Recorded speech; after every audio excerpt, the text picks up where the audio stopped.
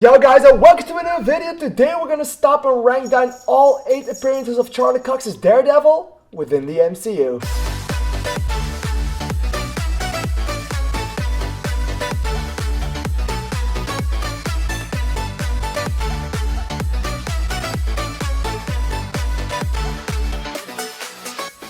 Alright, with Daredevil Born Again just around the corner releasing its first 2 episodes in 2 days, I decided to go back and revisit everything we know of the characters so far.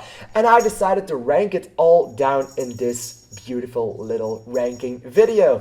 If you want to see more rankings like this, please let me know in the comments down below, because I'm really excited to hear your opinion on me doing rankings, on my opinion on stuff. And please also tell me your ranking of the 8 projects that I have ranked down for you. The projects we include in this ranking will be Your Friendly Neighborhood Spider-Man, She-Hulk Attorney at Law, Echo, Spider-Man No Way Home, Daredevil Season 1, Daredevil Season 2, Daredevil Season 3, and The Defenders.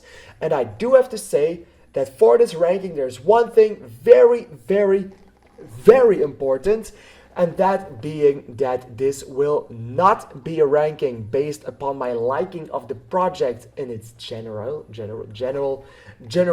It will be just a ranking of the handling of the characters of Daredevil, maybe even the Punisher and Wilson Fisk in the projects. That being said, let's get straight into it. And at number 8, I have decided to put Echo. And Echo is a show, it's really not bad on its own. It's just very, very mediocre to say the least. It's a pretty boring show, and Daredevil is in this series for 1 episode and has a small fight scene. And I do have to say that the fight scene in and of itself, it's pretty hype because it's Daredevil, but that's mainly the only good thing about the only good thing about that entire series is just that Daredevil showed up again, and he was awesome. His fighting was cool, but it all felt very incredibly choreographed, like it wasn't a real fight happening. And even though some of the Daredevil fight scenes have that as well in the Daredevil show in the Netflix series, those still felt raw, and those still felt like they happened for real. And this particular fight scene just didn't have that. This felt more like a dance between 2 characters, and that's why this is so low on my list. I do like seeing Daredevil again in this series, but it's not really that memorable. At number 7.5, actually, I have another show that I wanted to include in this little ranking, and it's gonna be Hawkeye. And I see you thinking, hey man, Daredevil doesn't show up in that, and you are completely right, but the Kingpin does play a big part in that series near the end. So that's why I decided to include it in here, just so you know how my thoughts on it are. I really like Wilson Fisk in here. I really do think he's quite menacing. I just don't think he is the absolute brute force that I got to know him from the Daredevil series. He's just fine, and then the end with the eye, it still gives me question marks. And at number 7, we have Your Friendly Neighborhood Spider-Man, and in this animated series, Charlie Cox returns to voice Daredevil, which is something completely different than what we have seen him do before. I do have to say that I really liked the fight scenes in this as well. Also, these are also not that memorable, and these felt more like the comic book version of Daredevil instead of a real life version, which is something that I did not particularly like, because I do like the groundedness of everything involving Daredevil in the Netflix series, and this version just didn't have that. He was swinging a lot more, he was doing a lot of more stuff, he had some humor, he had some quips, which was really nice. I did not like this suit. It was totally black. I know it's one of the comic accurate suits. I just do think his red suit is a lot better. So that's why it is this low on my rating. It's still a good little appearance. It's a good cameo, and it made me excited to see him back in the 2nd season of Your Friendly Neighborhood Spider-Man. So that's why this one is on number 7. At number 6, I have, and don't fight me, Spider-Man No Way Home. Of course, we didn't really see Daredevil in this movie, but we did see a great and phenomenal version of Matt Murdock, stealing the show with just a few minutes. It was totally bombastic seeing him. It was totally a surprise. Everyone gasped in the movie theater, which was really, really awesome. Him grabbing the ball slash break, because he holds it like a ball, but it's a break because they changed it to boast, is really, really good. He is a really good lawyer, and this one just made sense. It was nice, it was cool, it made me hyped, it was awesome. He has more to do in the extended version of Spider-Man No Way Home. His scenes in that are not that valuable to the entire story, but they are nice to see nonetheless. So that's why, just because of my enjoyment and my hype seeing it happen in front of my eyes, I put this at number 6. And at number 5, I have the exact reason why I told you that it isn't my liking of the general project, but just the Daredevil part of it. Because at 5, I have She-Hulk Attorney at Law.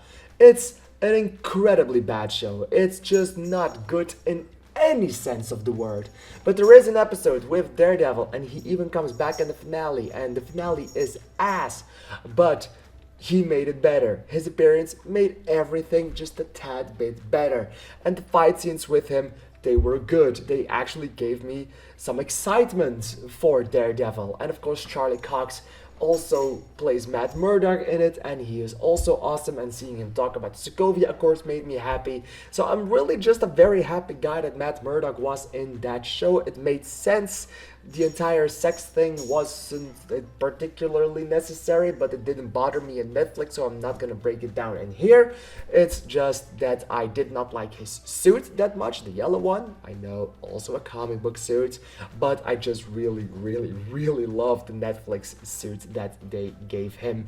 Even the black suit that they gave him. Not the black one from Your Friendly Neighborhood Spider-Man, but the one that they gave him in the Netflix show, the one that's just a cloth and a shirt. So I really like his appearance in She-Hulk Attorney at Law. He's funny, he's just has an ugly suit, and he is, no, well, he's just there. At number 4, I have Daredevil Season 2. And I do have to say that this season feels more like a great continuation of what we already had for Daredevil, but it's also more of a setup to where we will get him in the Defenders and Daredevil Season 3.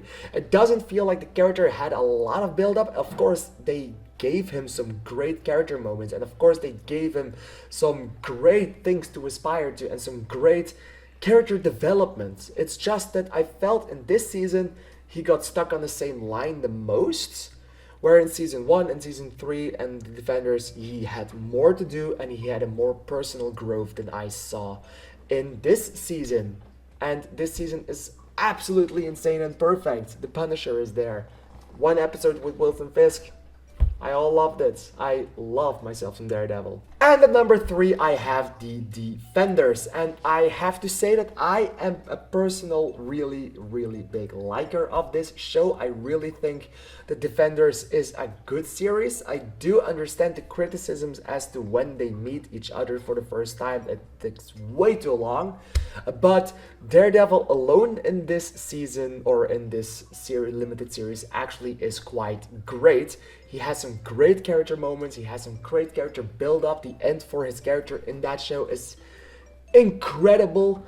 And it's just that they did a little bit too much on the Hand and on, I forgot, Elektra. Sorry, I forgot your name there. On Elektra, and it felt like a continuation of Daredevil Season 2. Mostly leading into Daredevil Season 3, but it was still great to see it nonetheless. It was awesome to see him go side to side with other heroes like Iron Fist and Luke Cage and Jessica Jones, which was nice to see. At number 2, I have Daredevil Season 1, and this season was absolutely phenomenal. It made me a fan of the character immediately. It bumped it right up from the bottom to the top. Wilson Fisk is awesome in it. It's a great character study for Matt Murdock. It's really nice to see what they do with him and to see where they bring him throughout the series and to get to know him and everything else. Is a really, really phenomenal beginning to an awesome Netflix era of Marvel shows, and of course also to a great character that we are still seeing almost 10 years later. And my number 1 spot goes to Daredevil, the 2003 movie, because it's just so incredibly awesome, and Ben Affleck is by far a better Daredevil than Charlie Cox. I can't do this, I'm sorry. I can't make jokes like these. These are not jokes.